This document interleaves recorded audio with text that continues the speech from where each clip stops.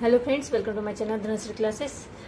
आज आपण इथे बघा क्लास 6 मंथन इंग्लिश मीडियम याचा जो मराठीचा जो पेपर आहे talent search general knowledge exam question paper set जो आहे त्यातील मराठीचा जो क्वेश्चन पेपर सेट 4 आहे तो आपण इथे बघणार आहोत।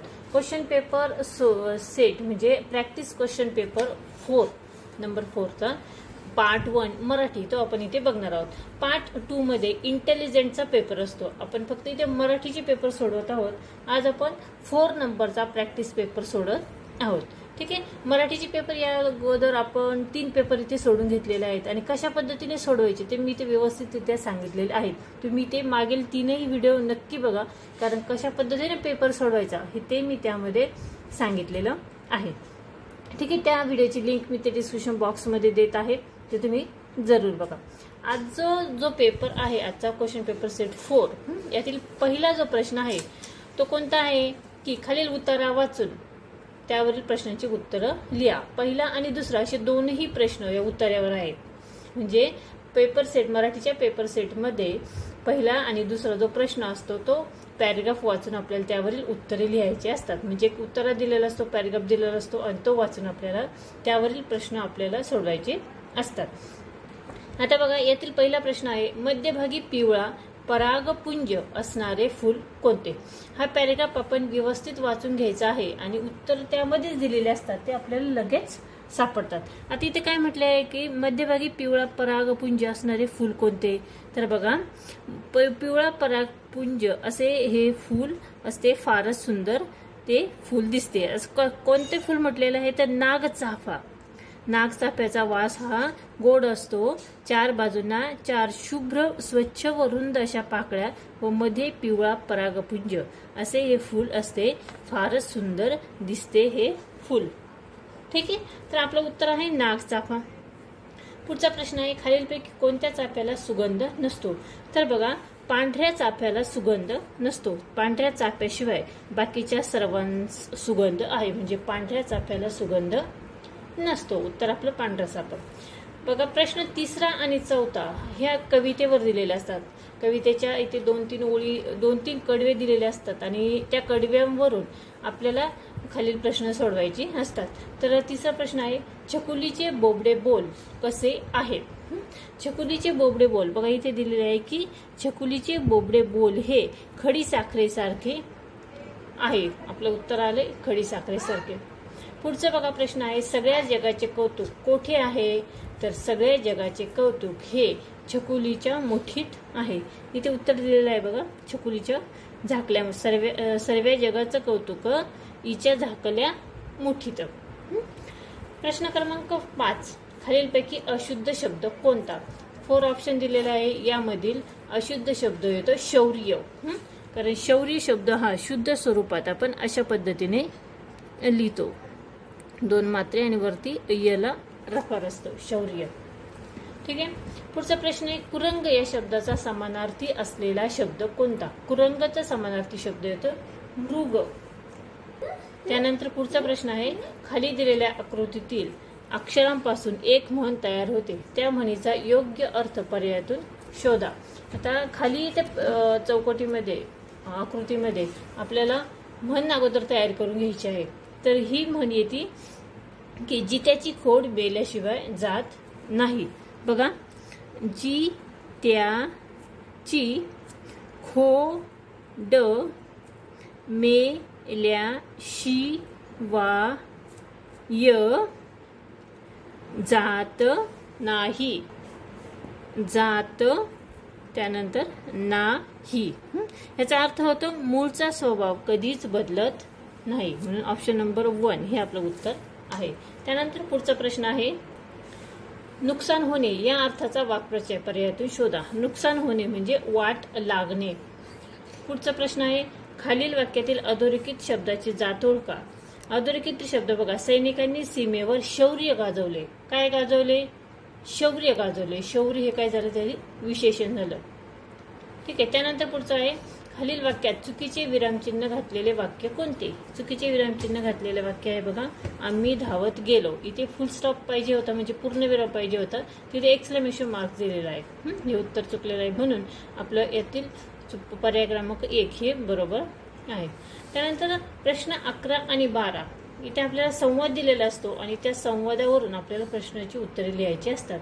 आता 11 नंबरचा प्रश्न आहे बघा, मालतीने अहो कोणाला म्हटले असावे. या संवादावरून मालतीने अहो कुणाला म्हटलंय बघा, अहो पैसे तोंडात घालतोय तो, तुम्ही घ्या तुमच्या लेकाला, म्हणजे तिने तिच्या पतीला म्हटले आहे. पुढचा आहे संवादाची वेळ कोणती असावी. तर संवादाची वेळ ही सायंकाळची आहे. सायंकाळची कशी बघा, सकाळपासून फार त्रास दिलाय बंटीने, त्यात आज कार्तिकी एकादशीचा उपवास, वैताग मेला सगळा. मालती देवाजवळ सांजवात लावत होती. सांजवात केव्हा लावतात तर सायंकाळी लावतात, म्हणून उत्तर आपलं ऑप्शन नंबर 4. त्यानंतर पुढचा प्रश्न आहे, हे जे अक्षर दिलेलं आहे त्या अक्षरांपासून एक अर्थपूर्ण शब्द तयार करायचा आहे आणि त्या शब्दातील मधल्या व शेवटच्या अक्षरांपासून तयार होणारा अर्थपूर्ण अर्थाचा शब्द काय असं विचारलेला आहे. तर हा अर्थपूर्ण शब्द तयार होतो काट कसर, आणि यातील मधला शब्द जो येतो तो येतो क आणि शेवटचा येतो र, म्हणजे कर. करचा समानार्थी शब्द येतो हात. ठीक आहे. त्यानंतर प्रश्न क्रमांक 14, मुलांनी गणपतीची आरती केली. या वाक्यातील क्रियापद ओळखा. या वाक्यातील क्रियापद आहे केली, म्हणून उत्तर आपलं आहे ऑप्शन नंबर 4 केली. पुढचा प्रश्न आहे, खालील पर्यायातून वर्तमान काळी वाक्याचा पर्याय ओळखा. वर्तमान काळामध्ये क्रिया चालू असते. बघा, विवेक फुटबॉल खेळतो, हे उत्तर आपलं बरोबर आहे.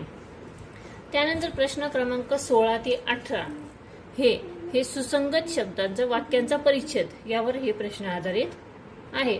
तर 16, 17 आणि 18 हे एकमेकांवर अवलंबून असे प्रश्न असतात.